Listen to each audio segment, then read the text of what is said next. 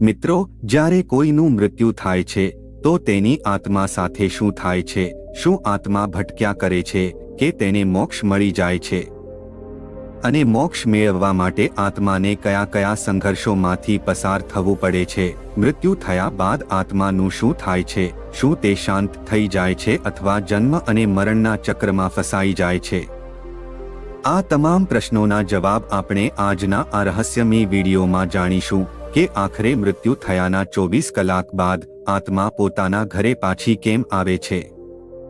ગરુડ પુરાણમાં જણાવવામાં આવ્યું છે કે જ્યારે કોઈ વ્યક્તિનું મૃત્યુ થાય છે તો તેની આત્મા 24 કલાક બાદ પછીથી પોતાના ઘરે આવે છે. મિત્રો, મૃત્યુ એક એવું સત્ય છે જેને કોઈ ટાળી નથી શકતું. જ્યારે કોઈ વ્યક્તિનું મૃત્યુ થાય છે તો તેની આત્મા ભૌતિક શરીરમાંથી બહાર નીકળીને સૂક્ષ્મ રૂપમાં તે સ્થાન પર ફરતી રહે છે જ્યાં તેણે પોતાના જીવનનો અંતિમ સમય વિતાવ્યો છે, જ્યાં તેની આત્માએ શરીરનો ત્યાગ કર્યો છે, કારણ કે તે પોતાના સંસારિક મોહ માયામાં ફસાયેલી રહે છે. મિત્રો, તેને એ આભાસ નથી થતો કે તે આ સંસારના ભૌતિક શરીરનો ત્યાગ કરી ચૂકી છે. આત્માને તેના પ્રિયજનોનો મોહ સતાવવા લાગે છે અને તેના પરિજનો તેના મનને પોતાની તરફ આકર્ષિત કરતા રહે છે. મિત્રો, આત્મા ફરીથી પોતાના શરીરમાં પ્રવેશ કરવાની કોશિશ કરે છે. તે વારંવાર પોતાના શરીરમાં પ્રવેશ કરવાની કોશિશ કરતી રહે છે, પરંતુ તેને તે આભાસ નથી હોતો કે તેણે આ સંસારનો ત્યાગ કરી દીધો છે. અને આ સંસારનો ત્યાગ કરવો ખૂબ જ કષ્ટદાયક હોય છે. મિત્રો, પછી યમદૂત અથવા દેવદૂત તેને કર્મોના હિસાબથી તેની આત્માને લેવા આવે છે. આત્માને 24 કલાકની અંદર યમરાજની સામે પ્રસ્તુત કરવામાં આવે છે, જ્યાં તેના કર્મોના લેખા જોખા ચિત્રગુપ્ત રજૂ કરે છે. તેના કર્મોના લેખા જોખા જોયા બાદ આત્માને ફરીથી યમદૂતો 24 કલાક બાદ ધરતી પર છોડી દે છે, જ્યાં તેના પરિવારજનો તેને બોલાવતા રહે છે. આ યાત્રા આત્માના કર્મો અનુસાર ખૂબ જ કષ્ટદાયક હોય છે. મિત્રો, ગરુડ પુરાણ, જે હિન્દુ ધર્મના 18 મહાપુરાણમાંથી એક છે, આ પુરાણમાં મનુષ્યના જન્મ મરણથી લઈને આત્માથી જોડાયેલી તમામ વાતો વિસ્તૃત રૂપથી જણાવવામાં આવી છે. તો આવો મિત્રો, શરૂ કરીએ ગરુડ પુરાણની આ જ્ઞાનવર્ધક કથા, જેમાં જણાવવામાં આવ્યું છે કે મનુષ્યનું મૃત્યુ થયા બાદ તેની આત્મા 24 કલાક બાદ ફરીથી પોતાના ઘરે કેમ આવે છે. મિત્રો, ગરુડ પુરાણની આ કથા શરૂ કરીએ તે પહેલા તમને વિનંતી છે કે જો તમે પણ ઈચ્છો છો કે ભગવાન શ્રી હરિ, વિષ્ણુ અને માતા લક્ષ્મીના આશીર્વાદ સદાય તમારા પરિવાર પર બન્યા રહે, તો આજની વિડીયોને એક લાઈક કરી કોમેન્ટ બોક્સમાં સાચી શ્રદ્ધાથી જય માં લક્ષ્મી તથા જય શ્રી હરિ વિષ્ણુ ભગવાન જરૂર લખી દેજો. મિત્રો, આ કથાને સાંભળ્યા બાદ તમારા જીવનમાંથી મૃત્યુનો ડર, લોભ, ક્રોધ, મોહ તમામ સમાપ્ત થઈ જશે. મિત્રો, ગરુડ પુરાણમાં ભગવાન શ્રી હરિએ જણાવ્યું છે કે કોઈ પણ વ્યક્તિને ગરુડ પુરાણની વાતોને અધૂરી ના સાંભળવી જોઈએ, કારણ કે અધૂરું જ્ઞાન હંમેશા ઝેર સમાન હોય છે. તેથી પ્રિય મિત્રો, તમને નમ્ર વિનંતી છે કે આ વિડીયોને અંત સુધી જરૂરથી જુઓ અને કોમેન્ટ બોક્સમાં જય શ્રી કૃષ્ણ લખીને ઈશ્વરને તમારો આભાર વ્યક્ત જરૂર કરી દેજો. તેનાથી તમારા જીવનમાં જોડાયેલા સમસ્ત દુઃખોનો અંત થશે અને જીવન ખુશહાલ રહેશે.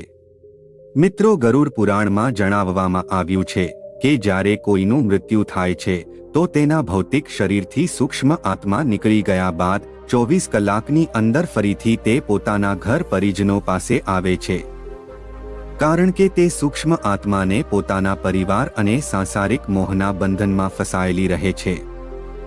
મિત્રો, તે આત્માને તૃપ્તિ ત્યારે જ પ્રદાન થાય છે જ્યારે પરિવારજનો તેનો કર્મકાંડ કરે છે. ત્યારે તે આ સંસારને છોડીને પોતાની નવી યાત્રા માટે પ્રસ્થાન કરે છે. ગરુડ પુરાણ હિન્દુ ધર્મનો એક એવો ગ્રંથ છે જે આપણને જન્મ મરણથી લઈને મનુષ્ય પોતાના જીવનને કેવી રીતે જીવવું જોઈએ તે તમામ વસ્તુઓ વિશે શીખવે છે. તો આવો મિત્રો, આજે એક કથાના માધ્યમથી જાણીએ કે મૃત્યુના 24 કલાક બાદ આત્મા પોતાના ઘરે કેમ આવે છે, તેની પાછળ આધ્યાત્મિક રહસ્ય શું છે, જે ગરુડ પુરાણ અને સ્કંદ પુરાણમાં જણાવવામાં આવે છે, જે જગતના રચિતા બ્રહ્માજી એ સ્વયં નારદ મુનિને જણાવ્યું હતું. મિત્રો, એક સમયની વાત છે, બ્રહ્મલોકમાં સૃષ્ટિની રચના કરવાવાળા બ્રહ્માજી પોતાના આસન પર ધ્યાન મગ્ન બેઠા હતા. ત્યારે દેવર્ષિ નારાયણનો જાપ કરતા ત્યાં પહોંચ્યા. તેમને આદરપૂર્વક પ્રણામ કરીને બોલ્યા, હે બ્રહ્મદેવ, મારા મનમાં એક પ્રશ્ન છે, જે મારા મનને ખૂબ જ વ્યાકુળ કરી રહ્યો છે. હે પ્રભુ, હું એ જાણવા માંગુ છું કે જ્યારે કોઈ વ્યક્તિનું મૃત્યુ થાય છે તો મૃત્યુના 24 કલાક બાદ આત્મા પોતાના પરિવારજનો પાસે પાછી કેમ ફરે છે? શું તેને પોતાના પ્રિયજનોની યાદ સતાવવા લાગે છે અથવા કોઈ પ્રાકૃતિક નિયમ છે? ત્યારે બ્રહ્મદેવ નારદજીની વાતો સાંભળીને હસ્યા અને બોલ્યા, હે દેવર્ષિ નારદ, તમારો આ પ્રશ્ન ખૂબ જ ઉત્તમ અને મહત્વપૂર્ણ છે, જે માનવ જાતિના જન્મ, મૃત્યુ અને પુનર્જન્મ પર આધારિત છે. પછી બ્રહ્મદેવ બોલ્યા કે હે નારદ, હું તમને એક કથા સંભળાવું છું. આ કથાના માધ્યમથી તમને તમારા પ્રશ્નોના ઉત્તર મળશે અને દરેક મનુષ્યને પણ ચેતવણી અને એક પ્રેરણા મળશે. જે મનુષ્ય પોતાના મૃત્યુના સત્યને સમજી નથી શકતા અને મોહ માયામાં ફસાયેલા રહે છે, તો તમે આ કથાને ધ્યાનપૂર્વક અંત સુધી અવશ્ય સાંભળો. બ્રહ્મદેવ બોલ્યા કે હે નારદ, આ ગરુડ પુરાણની ભાવનાત્મક કથા છે. આ કથાને અધૂરી સાંભળવાની ભૂલ ના કરતા જે કોઈ મનુષ્ય આ કળિયુગમાં આ કથાને પૂરા ધ્યાનપૂર્વક અંત સુધી સાંભળી લેશે અને સમજી લેશે, તેનો આ સંસારના જીવનમાંથી લોભ, ક્રોધ, મોહ અને ભયનો અંત થશે. આ સંસાર માત્ર એક માયાની જાળ છે.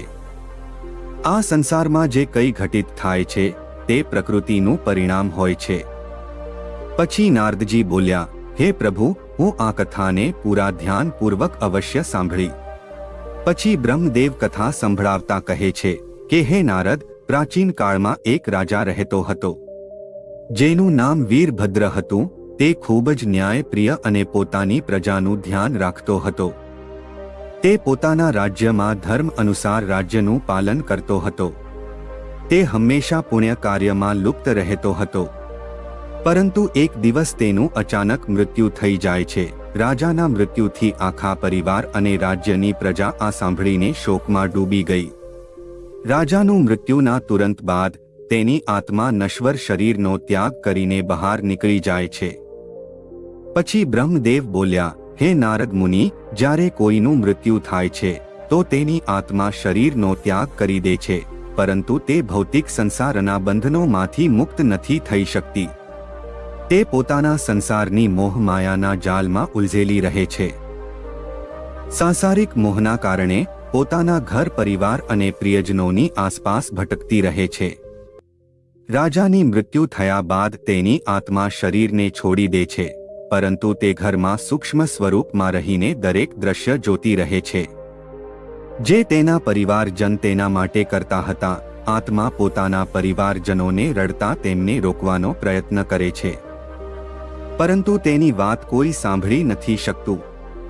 રાજાની આત્મા એમ વિચારી રહી હતી કે મારા પરિવારને તે કેમ સમજમાં નથી આવી રહ્યું કે આ સંસાર અસ્થાયી છે, આ સંસાર એક મોહ માયાનો ખેલ છે અને મારે તેનાથી મુક્ત થવું પડશે. પરંતુ રાજાની આત્માને પરિવારજનો પોતાની તરફ ખેંચી રહ્યા હતા. પ્રિય મિત્રો, પછી ભગવાન બ્રહ્મદેવ બોલ્યા, હે નારદ મુનિ, મૃત્યુના 24 કલાક બાદ આત્માને પોતાના ઘરે એટલા માટે પાછું આવવું પડે છે કારણ કે તે પોતાના સંસાર, પરિવાર અને મોહ માયામાં ફસાયેલી રહે છે.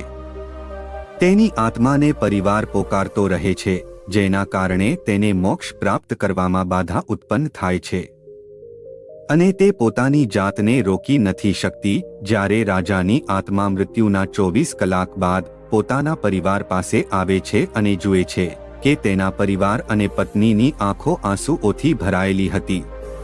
તેની પત્ની વારંવાર કહી રહી હતી કે હે રાજા, તમે અમને છોડીને કેમ ચાલ્યા ગયા? અમારું શું થશે? તેનો પુત્ર તેની માતાને કહી રહ્યો હતો કે માં પિતાજી કેમ કંઈ બોલી નથી રહ્યા? પિતાજી આપણને છોડીને કેમ ચાલ્યા ગયા? શું હવે ક્યારે પાછા નહીં આવે? રાજાની આત્મા આ જોઈને ખૂબ જ ભાવુક બની જાય છે. તે વિચારવા લાગે છે કે કાશ હું આમને પહેલા સમજાવી શકત કે શરીર નશ્વર છે, આ સંસાર એક પરિવર્તનનો ખેલ છે. આ આત્મા અમર છે અને એક શરીરનો ત્યાગ કરીને બીજા શરીરમાં પ્રવેશ કરી લે છે.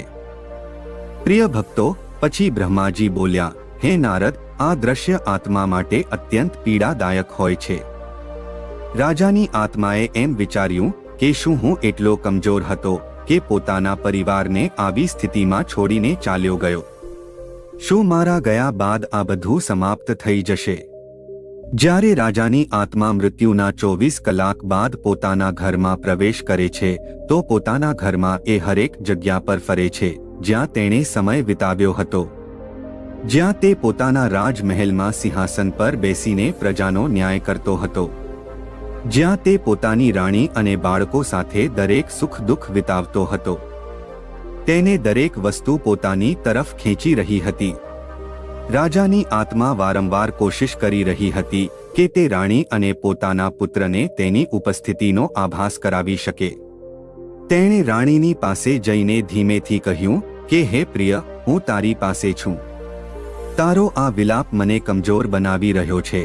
મને આ સંસારથી મોક્ષ મેળવવા માટે મદદ કર. પરંતુ તેનો અવાજ રાણી સાંભળી નથી શકતી. તેણે પોતાના પુત્રના માથા પર હાથ રાખ્યો અને કહ્યું કે હે પુત્ર, આ સંસાર એક યાત્રા છે અને દરેક આત્માએ તેને છોડીને આગળ વધવું પડે છે. તું મારા વિના પણ મજબૂત બની શકે છે. પરંતુ તેનો પુત્ર તેનો અવાજ સાંભળી નથી શકતો.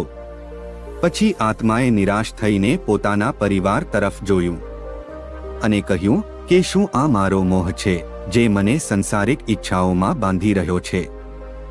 અથવા તેમના આંસુઓ જે મને રડી રડીને પોકાર કરી રહ્યા છે?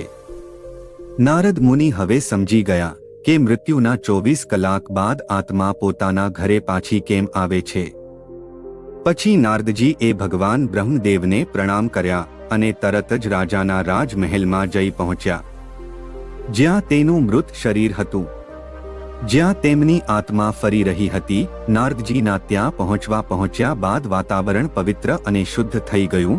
તેમણે રાજાની આત્માને સૂક્ષ્મ રૂપમાં જોઈ અને બોલ્યા, હે રાજન, તારો મોહ જ તારી સૌથી મોટી બાધા છે જે તને મોક્ષ મેળવવામાં બાધિત કરી રહ્યું છે. હે રાજ, ન આ સંસાર એક કર્મોનું ચક્ર છે. તારી આત્મા નશ્વર સંસારનો હિસ્સો નથી. તારી આત્માએ આ મોહનો ત્યાગ કરીને આગળ વધવાનું છે. પરંતુ તારા પ્રિયજનોની મોહમાયા તને તારા કર્મોથી રોકી રહી છે. પછી નારદજી એ રાજાના પરિવારને સમજાવવા માટે પોતાની વીણા ઉઠાવી અને ગરુડ પુરાણના શ્લોક સમજાવવા લાગ્યા અને બોલ્યા, હે રાજન, આત્મા અજર અમર છે. તે ક્યારેય નાશ પામતી નથી. આ મનુષ્યના મૃત્યુ બાદની આત્માની એક યાત્રા છે. જેણે આ સંસારમાં જન્મ લીધો છે તેને એકના એક દિવસે આ શરીરને છોડીને જવું જ પડે છે. મૃત્યુ માત્ર આત્માના મોક્ષ મેળવવાની પ્રક્રિયા છે.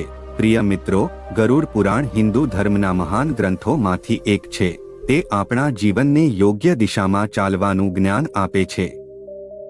તે આપણને શીખવે છે કે મનુષ્યનો જન્મ અને મૃત્યુ માત્ર સાંસારિક બંધનનું મોહ છે. આ ગ્રંથના માત્ર જીવન અને મૃત્યુના રહસ્યો વિશે જણાવે છે, પરંતુ એ પણ સમજાવે છે કે મનુષ્ય પોતાના જીવનને કેવી રીતે યોગ્ય દિશામાં લઈ જઈને જીવનને બહેતરીન બનાવી શકે છે. મિત્રો, ગરુડ પુરાણ હિન્દુ ધર્મનો એક એવો ગ્રંથ છે જે મનુષ્યને જન્મ મરણથી લઈને વર્તમાન જીવન કેવી રીતે જીવવું જોઈએ આ તમામ ચીજો વિશે વિસ્તારપૂર્વક જણાવે છે. તો મિત્રો, જીવન એક દુર્લભ અવસર છે જેને આપણે યોગ્ય દિશામાં લઈ જઈને આત્માને મોક્ષની તરફ અગ્રેસર કરી શકીએ છીએ. મનુષ્યની મૃત્યુના 24 કલાક બાદ આત્મા પોતાના પરિવારનો પાસે એટલા માટે આવે છે કે તે પોતાના પરિવાર સાથે અમુક દિવસો સૂક્ષ્મ રૂપમાં રહીને વિતાવી શકે અને પોતાની સૂક્ષ્મ ઉપસ્થિતિ વિશે જણાવી શકે. પરંતુ જ્યારે તેના સગા સંબંધી તેની સૂક્ષ્મ ઉપસ્થિતિને અનુભવ નથી કરી શકતા અને તેનો સંપૂર્ણ ક્રિયાકર્મ અને તેરમું કરી દે છે તો આત્માને ધીરે ધીરે શાંતિ મળવા લાગે છે અને જ્યારે તેરમાનો સંસ્કાર કરવામાં આવે છે તો આત્મા આ સંસારથી મુક્ત થઈને અંતિમ યાત્રા પર પ્રસ્થાન કરવા લાગે છે। તો પ્રિય મિત્રો, ગરુડ પુરાણ દ્વારા જણાવવામાં આવેલી આ વાતોને અવશ્ય ધ્યાનમાં રાખવી જોઈએ અને સત્યની રાહ પર ચાલવું જોઈએ। આ સંસાર એક મોહમાયાનો જાળ છે, તેનાથી જીવનમાં થવાવાળી મુક્તિમાં બાધા ઉત્પન્ન થાય છે। તમે તમારા જીવનને સત્ય ધર્મની રાહ પર અગ્રેસર કરો, જેનાથી આવનાર જીવન અત્યંત સુખદ અને પ્રેરણાદાયક થાય। તો મિત્રો, આશા છે કે આજની આ જ્ઞાનવર્ધક કથાના માધ્યમથી તમને ખૂબ જ ઉપયોગી અને દુર્લભ જાણકારી પ્રાપ્ત થઈ હશે। આજની વિડીયો સારી લાગી હોય તો વિડીયોને લાઈક કરી વધુમાં વધુ તમારા મિત્રો અને સગા સંબંધીઓ સાથે શેર જરૂરથી કરી દેજો અને હજુ સુધી અમારી ચેનલને સબસ્ક્રાઇબ ના કરી હોય તો ચેનલને સબસ્ક્રાઇબ જરૂરથી કરી દેજો। જય શ્રી કૃષ્ણ, હર હર મહાદેવ, જય માં લક્ષ્મી।